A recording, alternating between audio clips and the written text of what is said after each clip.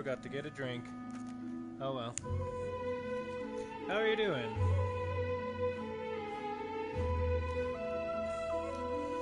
Well, I suppose now that I have someone watching, we can begin.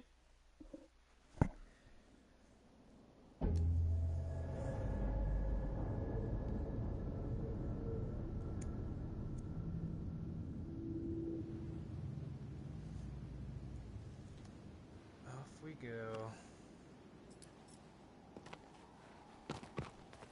Like I said, how are you today? Go ahead, feel free to put a little comment so I know whom I'm talking to. Oh, it's you. Yeah! How's it going? Yeah! Yeah! How's life? Hmm?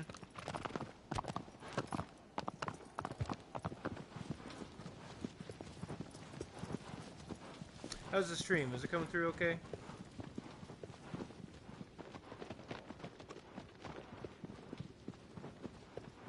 No, you're... Hey, what's going on, guys?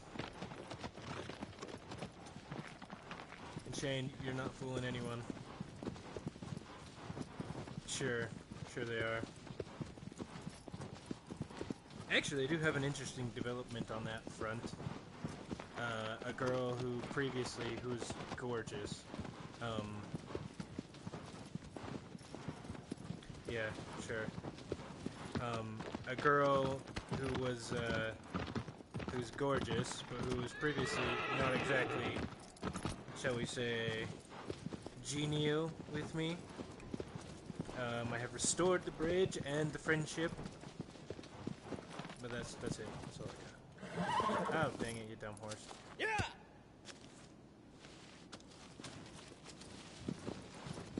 Okay. We're starting. The Mariner's Revenge.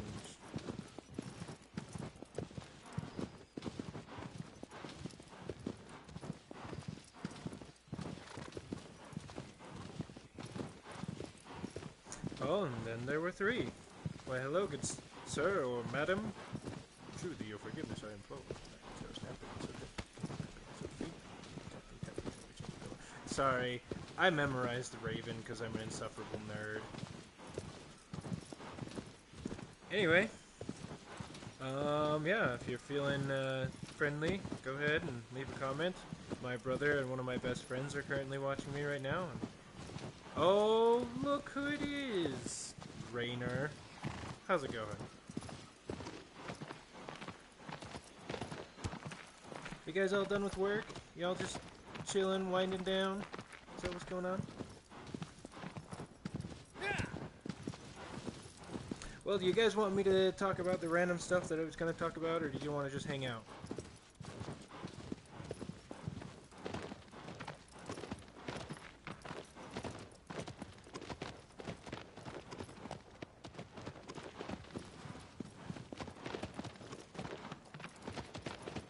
This is Shadow of the Colossus. It is probably my favorite game of all time.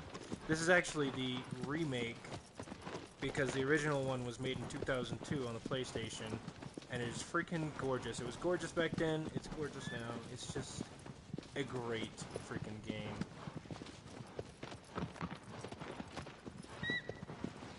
You know, we would, but well, you know, maybe we'll do it. Maybe we'll do that on Sunday. Maybe, but he doesn't. Yeah, maybe we'll do that on Sunday, because we both would have, well, we'd have the evenings off, at the very least. And then there were four. Well, hello, come join us, friend. Come join us, friend. And please leave a comment so I might know who you are, or don't if you feel inclined to remain anonymous. That's totally acceptable as well. Anyway, I guess yes. Because YouTube is more accessible to people who don't have Twitch. And as this is more about me talking about random stuff and just having Shadow of the Colossus as relaxing ambient background visuals, yeah, I wanted normal people to be able to come on and watch.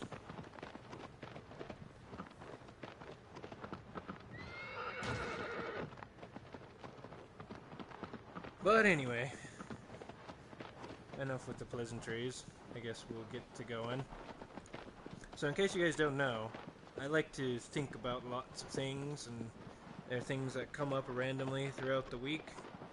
And I go, hey, I want to talk about that. Oh man, now there are only 2. Oh well. But I was just hanging out on the social medias of Facebook, and I saw a fancy little thing. Well, fancy little thing. I saw a little thing that was like, you know, kids today will never understand the struggle. You know, Netflix kids will never understand the struggle. Yeah, he probably will be. Oh man, and then there was only 1. What? Well, now it just ruined my hopes and things. Yeah!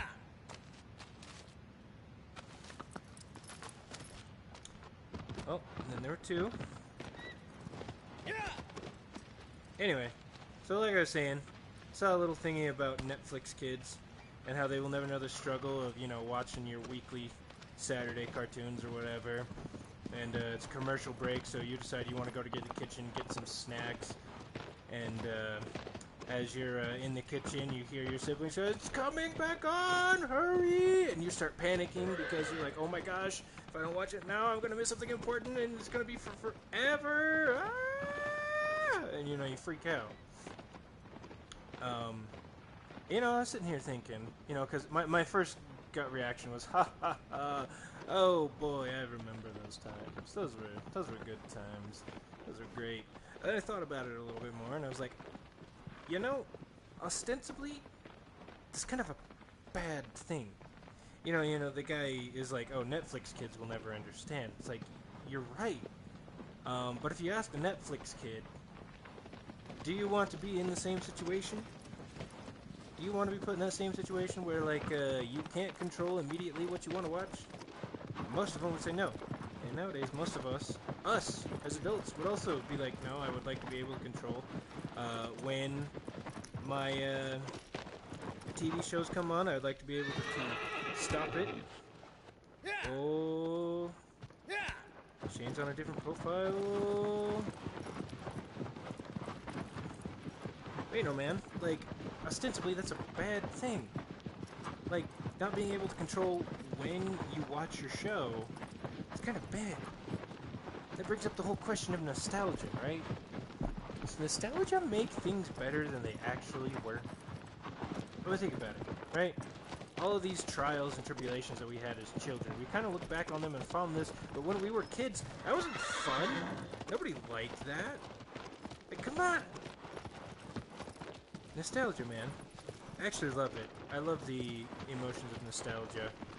Which is part of the reasons why I like this game, because this game is, well, it looks freaking like Utah, or at least the older one did a little bit more. Just these wide open plains. There's not very much going on. Mountains in the distance. And you can just, this huge, wide, panoramic view of everything. You're just like, oh, man. Again, this freaking looks like Utah. It looks like Utah. Like, look at that. Look at that. Stop horse. All the way out there, you can see the Shrine of Worship. All the way out there. That looks so cool. Out in the distance, that looks like the mountains of Utah. So I love this game, partly because it is so nostalgic, even though I didn't discover it. Well, I didn't discover it. Shane showed it to me. When was it? Like 3 years ago, maybe? 3 years? Possibly? And despite that, again, it's nostalgic, and I love nostalgia, but, you know, I also gotta kind of look at it objectively. Like, is nostalgia really that great? I mean, I guess you could argue, yes, it is good, because it takes bad things and turns them good, but it also, I mean, rose-tinted glasses, you know? Maybe we see things better than they actually were.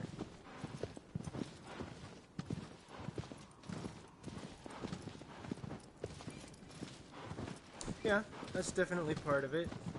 But one thing that AJ pointed out, you know, as adults, we look back on the time that we spent as children, and we're like, oh man, I had no cares.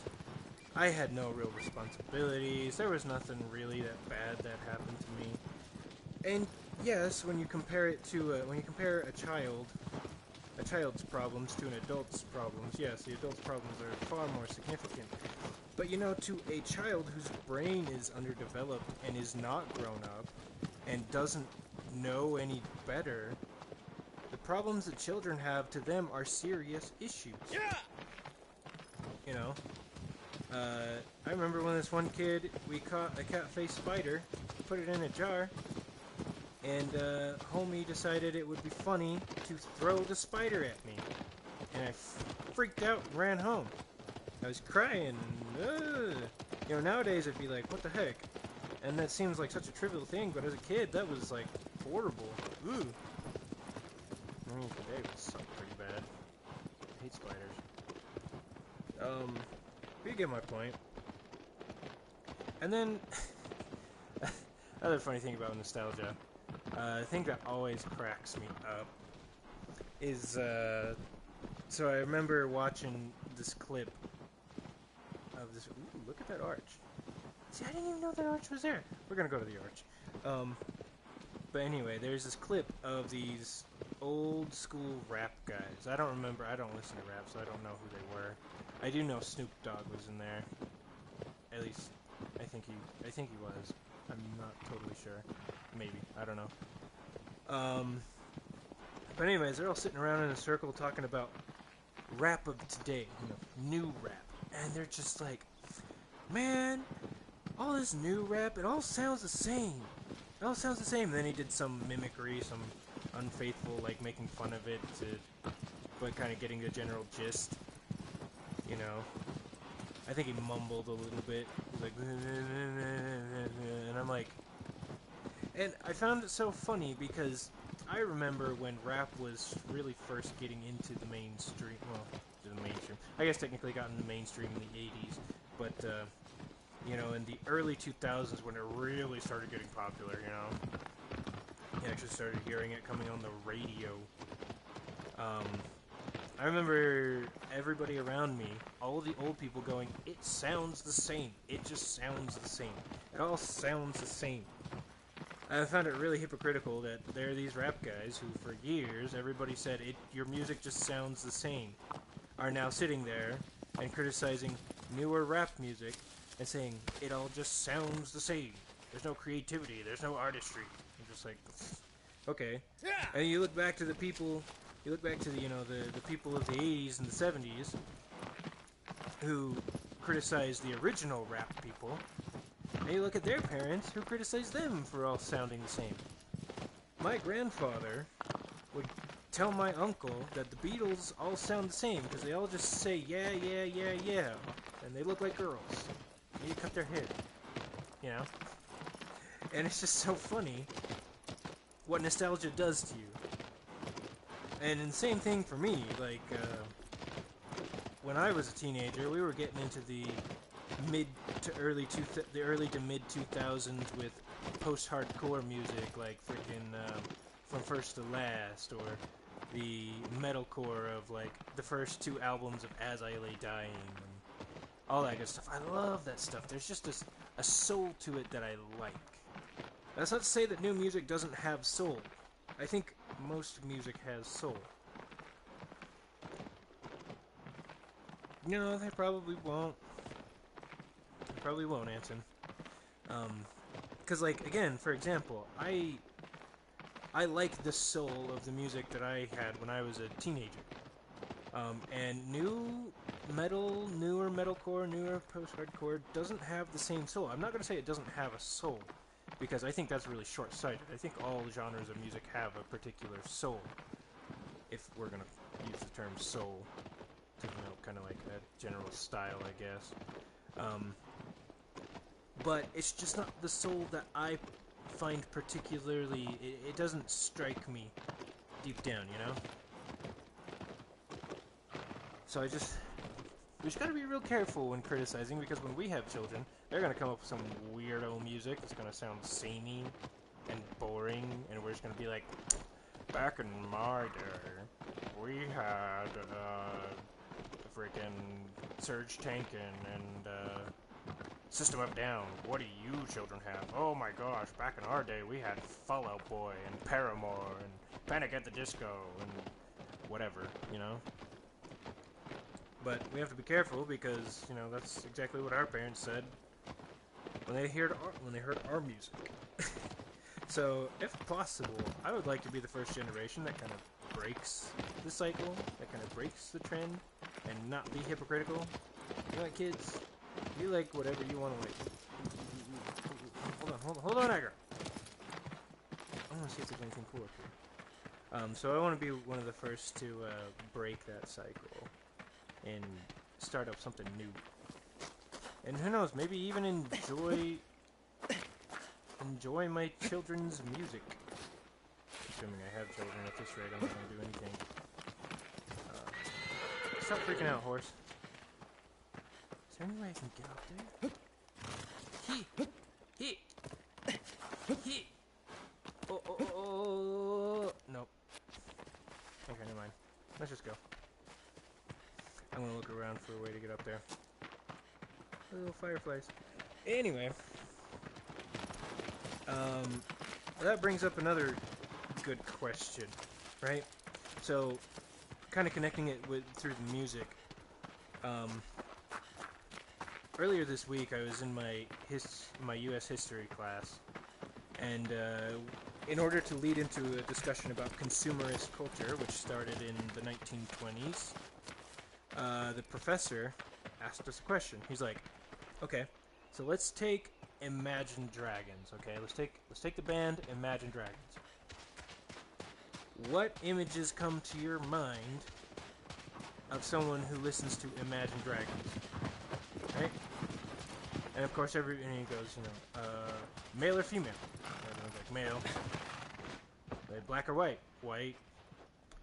What's their, whatchamacallit, their, not social standing, but their financial standing, you know, what social class are they? It's like mid to upper middle, you know, whatever. And this guy goes, okay, what about Taylor Swift, you know? What kind of people listen to Taylor Swift? Male or female? Well, female. What age group? Teenagers, maybe early 20s, tweens, etc., etc.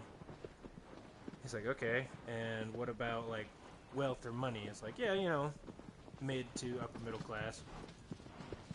And he talks about that. He's like, you know, and he talks about it when you, in a consumerist culture, when you consume a thing, so in this case music, you not only consume the thing like you just listen to the music, but you consume all the ideas that come along with it.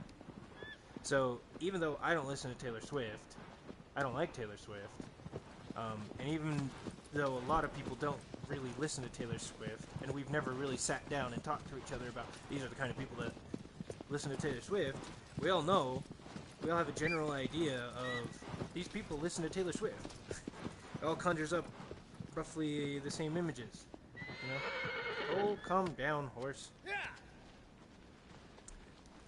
where was I going with this? But what was really funny was we do have a couple of international students in there. And there's this one girl she explained she's from Europe. And she explained why she tells people she's from Europe and not from, like, Germany or Poland or whatever. Because she was born in Poland, but then she moved to Germany, but then kind of also lived in Belgium and Britain. So she doesn't really have a set place that she's from, you know. But it kind of bothered her that we could all come up with this consensus of these are the kind, you know, this is generally the type of person that listens to Taylor Swift. Because she tried really hard to argue, no, everybody listens to Taylor Swift. You can't tell. You can't tell just by, if they listen to Taylor Swift, the kind of person that they are.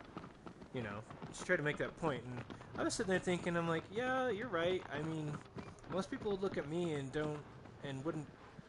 wouldn't immediately think that I like to listen to hard grindcore death metal on occasion, you know? But I do. And my appearance and my behaviors don't exactly fit the stereotype, but I do. And so I get where she was coming from, but at the same time, stereotypes, right? Despite all the bad that they bring in jumping to conclusions about people, they do have their uses. I mean, if and when I go back to Japan, I'm not going to walk up to a Japanese dude, slap him on the back, and be like, "Yo, homie, you wanna hang out? You seem like a cool dude." I mean, even in America, that would probably shock some people. But after they realized that I was a cool dude, they'd be like, "Oh yeah, sure, yeah, let's hang out. Cool, nice to meet you, man." You can't do that in Japan. If I went up and tried to just be buddy-buddy with some dudes, it more than likely would end up just alienating them. And if I behaved like an American in Japan, that wouldn't turn out for me well. It's like, well, of course they wouldn't, Brian. You're in Japan. It's like, yeah, but there are people in Japan who think like Americans. Are you saying that I shouldn't stereotype? Isn't that what the whole thing is? Is I shouldn't stereotype? Well, that's stereotyping all Japanese people. But, I would think it'd be really rude if I treated a Japanese person like an American. Until I discovered whether or not they actually thought like an American, I'm going to assume that they behave and think like most of the Japanese people I know. That is stereotyping. But it serves a purpose, and it helps me know what I should do and say around people without actually knowing them individually. And so, I don't think stereotypes are bad necessarily, as long as you're also open to the possibility that your stereotypes might be wrong about the individual with whom you are at that moment, conversing with or whatever, talking to.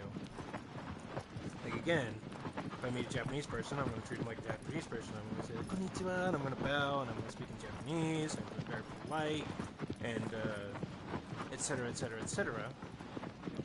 But if in the course of my talking to them, I realize that they're super just chill and they're not uptight and they just want to hang out, I'd be like, okay, well, maybe I can treat you like my mission president. That homie is, ooh, look at that! There's a freaking dust devil! That's freaking awesome! Holy crap, this game is so cool! That wasn't in the original. I'm sorry, I got distracted. That would be even cooler is if it actually moved around. Even still, that's cool. Those actually happen. I've seen them. I've seen pretty big ones too. Anyway, where was I? Stereotypes. Yeah. I want to treat a Japanese person like a Japanese person unless they like my my mission president. That guy. I mean, he was born in Japan, and he lived most of his life in Japan. But when he was in middle school, I think, he moved to the States, and he went... No, it was in high school. He moved to the States, and he spent his high school years in the States. And that dude, he thinks like a freaking American, okay? I mean, as far as the way he thinks, he is a Japanese American. He's more American than I am. I'll straight say that. But again, if I didn't know him and I met him on the streets in Japan, I would treat him like a Japanese person until he showed me that, well, he actually thinks more like an American. And I'd be like, oh, okay, well, I'll be like an American with this guy. So stereotypes help us because we can't know every individual and all the things that make them an individual and everything that there is to know about them. There's just way too much. There are, how many, like 8 billion people in the world? And from what I remember, your brain has about enough space to know people on like a first name basis for about 100 of them. Any more than that and you just start forgetting, that's about as much space as a human being can remember. And so we don't have the brain power or the memory or the time to get to know people individually like that. I mean, I'm still discovering stuff about myself, and I've been in my own body for 26 freaking years. What makes you think I have the time to understand somebody on a level that's even approaching my depth, you know? I think that's why we pick friends that are similar to us, is because there's a lot less I have to figure out and learn about said person if they're already really similar to me. Ooh. So yeah. Stereotypes. Yeah! Are they bad? They can be. Obviously, if you have a stereotype of, even something kind of benign, like all Japanese people are good at math, okay? Just to go back to Japanese people. You know, all Asians are good at math. Not only is that, the thing is that's not true. I've met some really dumb Asian people. But, what'll happen is you'll have this expectation of, oh, well, they're good at math. And so, then you give them a math problem, and you're already expecting that they're, you know, you just do it because you're good at math. You are good at math. And then when they tell you, no, I'm really not, and you come to the realization that, no, they're not, well, I mean, that almost is worse. Because you had this expectation, you kind of, in a way, they let you down. Except they didn't let you down, you built yourself up, and you let yourself down. But you see how it is, and you see how anybody who's not intelligent enough to realize these things, and who does stereotype like that, you can see how somebody like that would, I wouldn't want to say be offended, but be off-put when they figured out something like that, you know?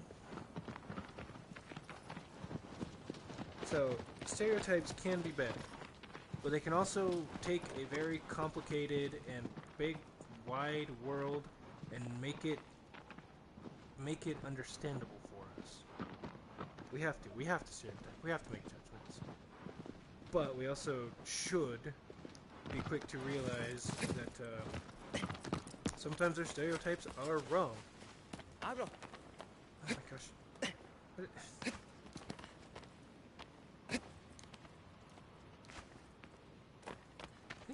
I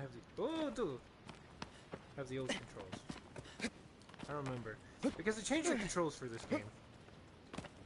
And, they changed the controls for the remake, and I'm not...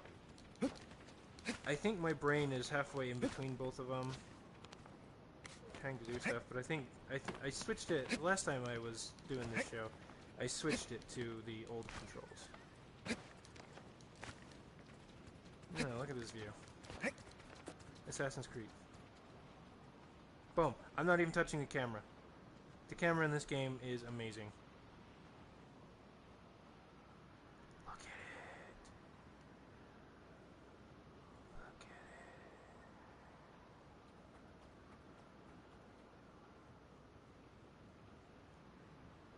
at it. Anyway. Oh boy. Oh! Talking about going back to music and nostalgia.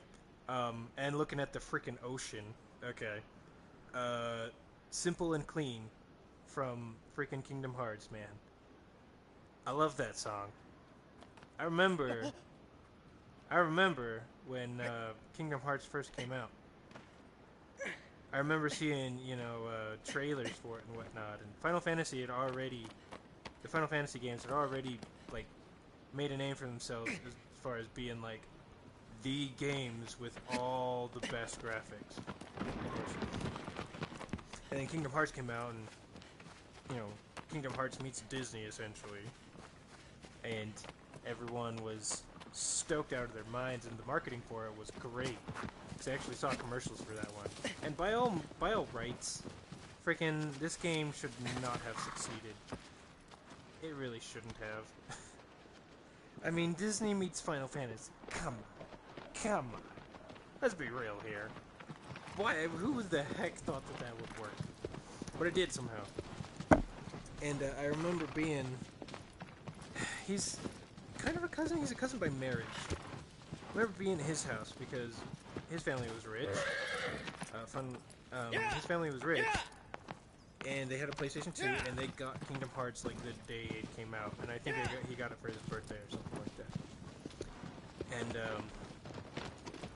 I remember putting it in the PlayStation and turning it on, and you know, Yeah. the opening scene where Sora's like, you know, is all this for real? I've been having these weird thoughts lately, blah blah blah. And the opening little cinematic starts, and we were just like, oh my gosh, this is amazing! Look how realistic it is! Whoa! Ah! And you know, something about the Final Fantasy games, there's this charm to them, you know? I can't really put my finger on it. They feel magical, almost like Zelda, almost like Disney, and I think that's why they work so well. Is because Final Fantasy had this magical charm to it. Again, I remember being a kid, and we never had a PlayStation, so I never got to play Final Fantasy growing up, or any of the PlayStation classics, really. Except when my relatives who did have a PlayStation I was hanging out with them, or they brought their PlayStation over, or whatever. And I remember just feeling really intense emotions when I saw Final Fantasy. I don't know what it was, but it was great. And so Final Fantasy meets Disney, you know, Kingdom Hearts comes out, and you've got that amazing, or at the time, amazing opening cinematic. You got freaking Simple and Clean playing, and you're just like, oh man, and I had the feels. Yeah. I don't know what kind of feels they were. Can't really put them into words. I do know what kind of feels they were, but I can't really explain them. But it was great. And what was it? I was at work the other day, and some dance type sounding song came on. Oh no, that's what it was. I was scrolling through Facebook, and there was a video of this group of people dancing on the streets. It looked like it was a commercial, and somebody had just put a version of Simple and Clean over it, and so they're dancing to it, and I'm just like, oh man, I love this. I feel it. So of course I go over and I put Simple and Clean on our freaking a little speaker we have there that plays music. And yeah, I couldn't contain myself. Well, I tried to contain myself. Little bits of my enthusiasm were spilling out here and there in the form of horrible bad dance moves. But it was Simple and Clean, so I didn't care what anybody thought. It's freaking Simple and Clean. Come on. It's amazing. So, and again, that's the nostalgia thing talking there. I didn't even have those games. They still had a huge impact on me. Now we got all these fluctuating numbers. First there's 1, and now there's 3. But I don't know if you guys have any other ideas that you want to talk about. I could probably pull some out of my rear if I would need to. But I pretty much ran out of stuff that I want to talk about. Any thoughts? Any ideas? Comments? Questions? I'll ride on my horse.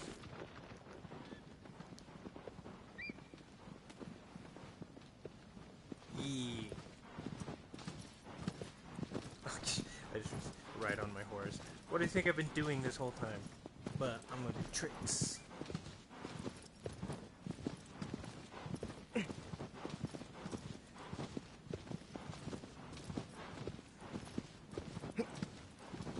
How far behind is the stream?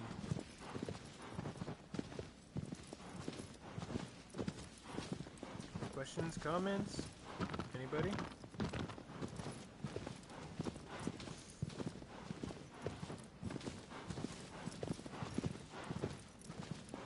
What, nostalgia?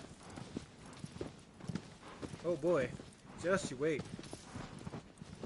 What you're going to be able to do is, as you get older, Anson, I mean, you're not a little kid by any means. You're not a little kid by any means, but you still got a whole lot of experience. I do too, heaven knows. I mean, I'm only 26. I don't even have kids yet, you know? I don't even have a steady, like, career yet. So you and I both have a lot of things ahead of us, but, dude. Oh, you know what? That brings me to an interesting question, because I was thinking about, you know, back in the beginnings of going to Snow College and whatnot, being back in Ephraim or Manti. And, You remember that list I think Spencer sent of whatever? It's like things that everybody thinks are true, but none of them actually are. And one of those things was absence makes the heart grow fonder. I wholeheartedly disagree with that. I straight up disagree with that because my prime example being Manti. Now, for the one other person who's watching, who I don't actually know who you are, you may know some things about me, you may not. I grew up in a tiny little town in Utah called Manti. It's like got 2,000 to 3,000 people. It's like 2 square miles big. It's this tiny, tiny little town. And I absolutely loved my childhood growing up there. It was amazing. Again, it's probably due, as we said, the nostalgia factors, probably making it seem better than it actually was. Especially now that I look back on it, we were so freaking poor. Holy crap. But anyway. Anyway, where was I going with this? Yeah. So I loved my childhood in Manti, but then we moved away when I was about 11, 12, somewhere on the cusp there. Oh, I'm on YouTube because it's easier for more people to access. Not everybody has Twitch, but freaking everyone has YouTube. But anyway, so I loved being in Manti. I loved growing up there, and then we moved away, and I loved going back to it on occasion. But you know, because we lived in Montana and Wyoming and eventually Wisconsin, going back to it was not something we could do all the time. In fact, it was a very rare occasion that we could, especially when we moved out to Wisconsin. And then I went on my mission to frickin' Japan. There's 2 years of... I mean, it was great going back to Wisconsin and seeing my family, but I wasn't stoked to go back to Wisconsin, but I was stoked out of my mind to go back to Maine.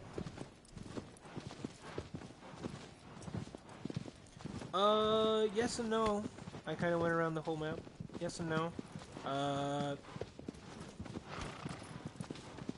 Well, yeah, I know if I'm inconsistent. That's why I'm going to stick with YouTube from here on.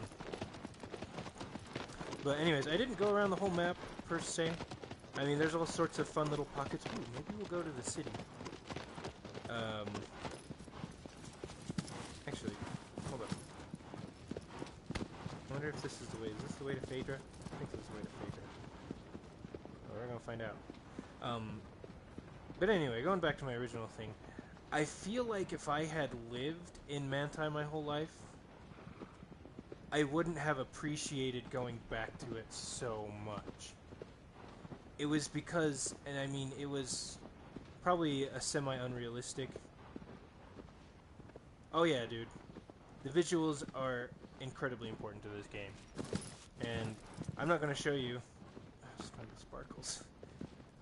I could if I wanted to. I don't really feel like it though. I'm pretty sure this way is the way to Phaedra, which is not where I want to go. But yeah, I gotta find that little lagoon, that little grotto. See if I can pull up my map. Oh, it's not gonna show me, is it? But anyway, going back to Manti, after being away from it for so long, I was so excited, and I relished every moment that I had to live there, especially when we moved back into that little house. I was just like, oh my gosh, this is my dream come true, practically. Not completely, but, you know, just this cozy little house. It was just me and my sister. Yeah, dude, there's a map. And as you defeat the Colossi, the little clouds on it will disappear, and you can actually see where the heck you're going. Oh, do you want to see something else, Tweaky? Want to see something else? Yo, watch this. Give me a second. Hata! Look at me go. Look at me go. Doing horse tricks. Bank right, bank right. Let's do another one. Hit. Yeah. Yeah. Look at me go.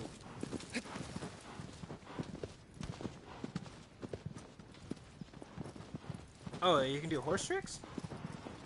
What? You already knew that? Well, that takes the fun out of it. Anyway, so I wholeheartedly disagree with the notion that the notion that absence makes a heart grow fonder is false. Because I know for a fact, at least in my case, it makes things better. Oh, that's the wrong button. Absence, I suppose it depends on the person, I guess. Because, at least in my case, it does make things more enjoyable. Like, oh, crap, now we're going to go into stuff that I can talk about for ages. Japanese aesthetics. Why are sakura so beautiful? I mean, obviously they are gorgeous. Obviously. All the flowers blooming, but part of their charm is that they're only around for a couple weeks. Stupid horse. I'm sorry, I love you, Aggro. But they're only around for a couple weeks, so while they're there, everybody goes, okay, we gotta make the most of this time that we have with these gorgeous, gorgeous flowers. So we're all gonna go, well, then most Japanese idea of enjoying them is going out on a picnic underneath a sakura tree and getting freaking wasted. Which I think there would be far better ways to spend your time amongst the sakura, but that's just me. Oh, I'm getting some in my throat. Forgot my drink. Excuse me. Anywho, but yeah, absence can make the heart grow fonder. I should have got a drink. Dang it. Don't let me forget that next time, guys. Go, horsey. But yeah. Any other notions that you guys have? We got about 17 more minutes left.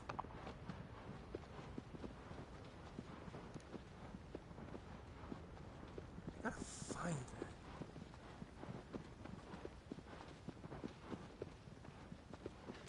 Well, I would love fresh apple cider, but I cannot partake because it is, well, halfway across the continent. Yeah!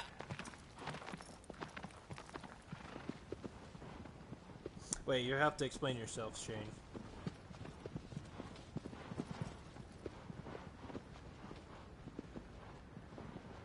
You know what I wish I could do? I wish I could just put on some freaking lo-fi hip-hop on this. That would make this so perfect. I mean, I've thought about playing it over my... Just bought ice cream. I want ice cream. Actually, no I don't. I need to be a little bit healthier. I have been being a little bit healthier. Oh my goodness. In case you guys are wondering, so I'm in a jiu-jitsu class. And today, this is like the 4th class, and we've learned some basic techniques and stuff, but today was spent mostly,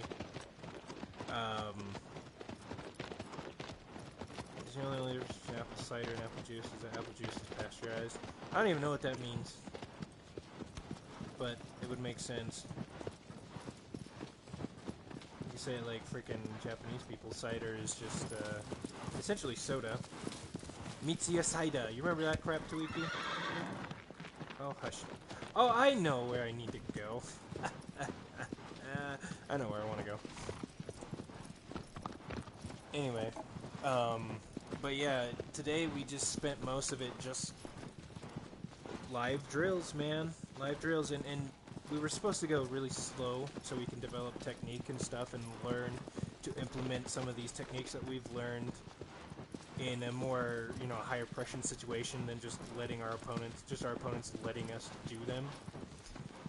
But it's like 45 minutes straight of grappling and wrestling, and oh my gosh, it takes so much out of you. Apple beer. Yeah! Oh yeah, dude, you were way behind. Way behind.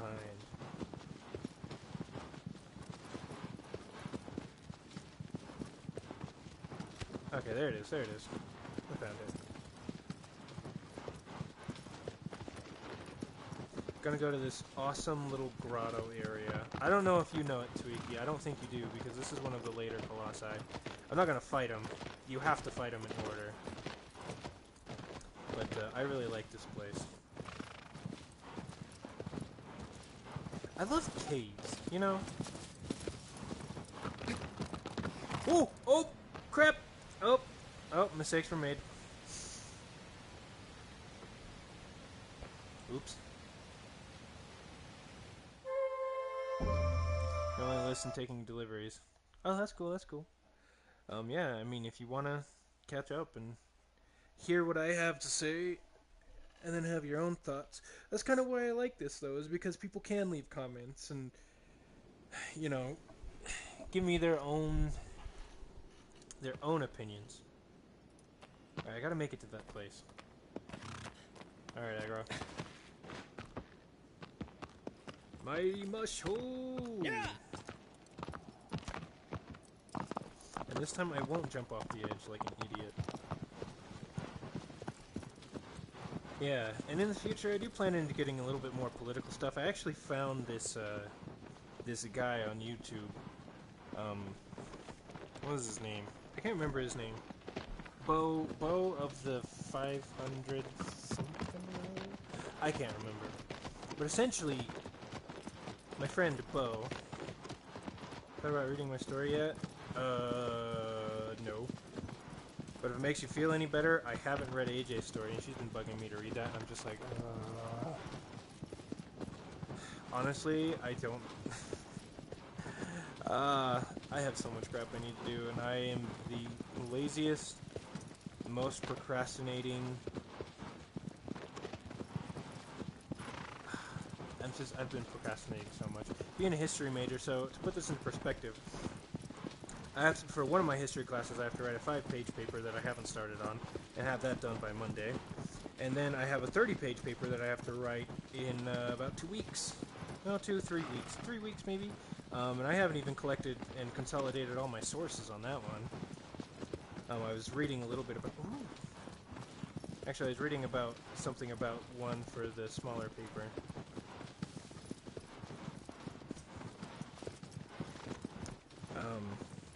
But yeah, reading small short stories. Yeah, Shane has that thing, so if anybody has any right to tell me what story I need to read first, it's Shane. Yeah! Because he bought me a daggum story. He paid money for me to read a story, and I've already started it. I just gotta finish it. And then we're gonna watch a movie about it. Yeah! But yeah. Where was I going? What was I talking about? Here's the place. Yamiro, stop.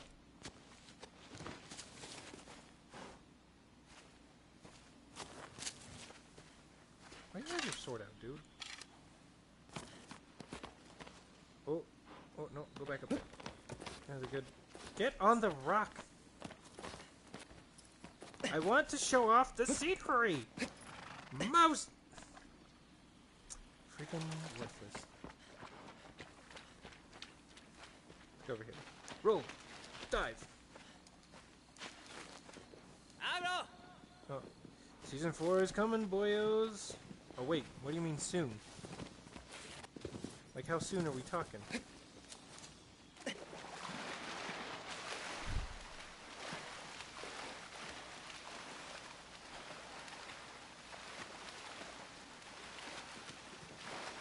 I wish I could just, like, live here. Oh, get the fish! Get the fish! Fishy! No, come back! Yeah! I got him. I got him, guys. I got the fish. No, I did not. Oh, no, I did a little bit. I did a little bit of Mark of the Ninja. I have to admit, that does look like an interesting game. A good game. I will give you that.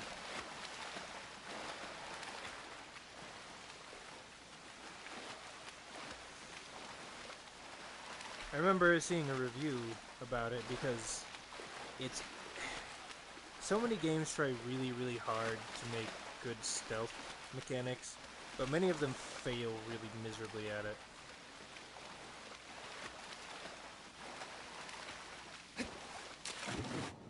Yeah, I wish I could jump out of water like that. Yeah, that's a staple in a lot of video games, is jumping out of the water. You ever tried to do that?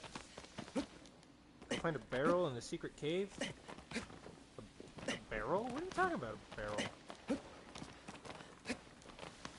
Have you been here before, Tweaky? In this area? I think there's a shiny up here. Yep.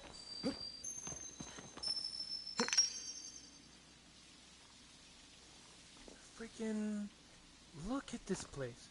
There's this ruined temple. These clear waters. This is greenery. Where did you find this secret? You must tell me. Look at this, just these little waterfalls.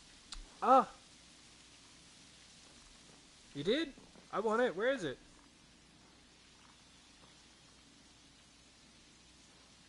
I don't know. Gathering a shinies just because they're there. They weren't in the original. I know this for a fact. It's like if you just lived here, you just go catch one of them fish. Just go cook it. I don't know what with, but just live here. It's in a heavy forest area. Well, there are a couple of those. There are two of those that I can think of off the top of my head. Is the forest... Do you pass through that forest earlier in the game or later in the game?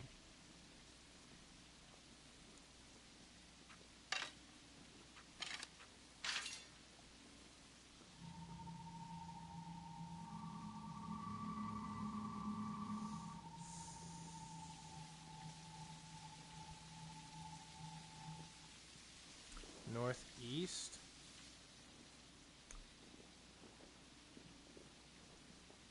Northeast. So you mean up here? Or is it more down over this way?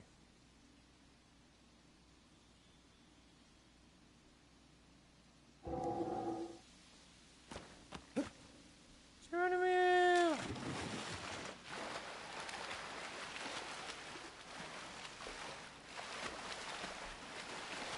I got about 6 minutes again. I ran out of stuff to talk about. Oh wait, southwest. Okay.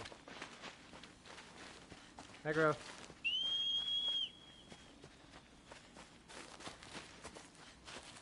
Here comes trusty steed. Let's go. Let's go. Where are you, you dumb horse? I think he teleports after a little bit. Look at that waterfall! And the imminent fall of death. See, and you even see it, like, go from, like, actual water to more of a mist. There he is. Good boy. Oh, there are 4. We have a new viewer, friends. Welcome. Welcome, friend. If you feel so inclined, please leave a comment. We're actually just going to be wrapping things up here. We had an interesting talk about nostalgia, rap, Netflix, stereotyping. Is it good? Is it bad? Etc. etc. Talked a little bit more about does absence really make the heart grow fonder? So, but again, we've only got roughly 5 more minutes left. I am currently looking for a secret that is lying about in a heavily forested area. But feel free to join in the conversation. I suppose we should come up with one more idea for our new friend. Well, I am currently learning about the Progressive Era, or actually no, we just got done with the Progressive Era and we dipped into the Great Depression in my U.S. history class. But the progressive era... What about my mom? Your mom. But the progressive era is really fascinating because this was an era of, like, intense civility, if we want to use that term. You know, this was, like, the late 1890s to, like, just before World War One. And everyone was obsessed with civilness and treating everybody civilly. And it's kind of fascinating because in my History 490 class, I'm writing a paper on prisoners of war in World War One. And whereas prisoners of war in World War Two, it really, really sucked being one of them. Really bad. But in World War One, most people at least attempted to have some form of humanity in their prison camps. It's quite fascinating, because, like, they even would bring in inspectors from other states, from other countries, from enemy countries, mind you. They'd let inspectors come in and check them out to make sure that they were up to standards. And there's a correspondence, there's a primary source that I have, that's a correspondence between a U.S. ambassador and the British government, and this U.S. ambassador is the one who goes to these war camps in Germany to make sure that they're good. And he actually comes back and he says, yeah, actually conditions there are not too bad. I mean, it is a prison camp, so you can only hope for so much. And they kind of need a little bit more food, and we'd like them to have more blankets and a little more clothing. But other than that, everybody seems to be really, you know, in good condition at least. Nobody was enjoying their time there. Let's be real. But it wasn't super bad. Hey, Twiki, was this the forested area that you were talking about? Does this look familiar?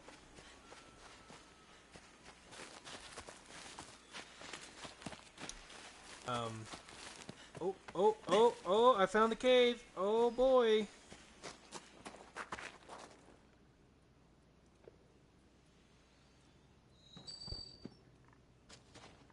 Well, I suppose we can't really know. But, Boon of the Nomad. I'm pretty sure this is a reference to an Ico game. I mean, we can't know anything about history. That's the thing about history, is you can never know for certain the veracity of anything. But, I mean, especially because everybody, well, not everybody, the US wasn't so much, but like Britain and France really, really wanted Germany to pay for World War One. They were so mad at Germany. And so if that was the case, and again, this is a primary source. Like, this was written at that time. And the ambassador himself says, yeah, things were okay. Things were not bad, all things considered.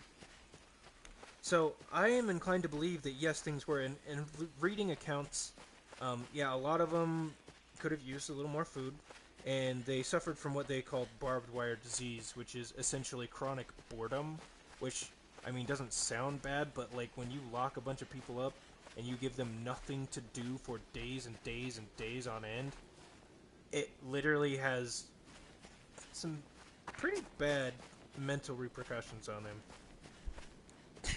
Oh, this is going... Oh. We're a little past time. There's one more thing I want to talk about. There is another YouTuber that I like. His name's Kevin Richardson. And he shows the importance of this because he has... he has a bunch of lions. And by he has a bunch of lions, he runs a lion shelter, rescue place. Oh, here he comes. Here he comes. He runs a lion rescue facility in South Africa. And he's got these huge acres, all this land that he keeps, you know, I think it's like 50 some odd lions on. Yeah! Yeah! He's got all this land. And, you know, for a lot of people, the pens that the lions are in would be big enough. They're plenty big. But for him, he knows that being lions, being cooped up, even in a pen that's like a couple acres big, it's not enough, you know. And so what he does with his lions is he loads them up into a truck. You know, he rotates lions each day, and he loads them up into a truck, and then he just drives out into the African savannah, and he just lets them out.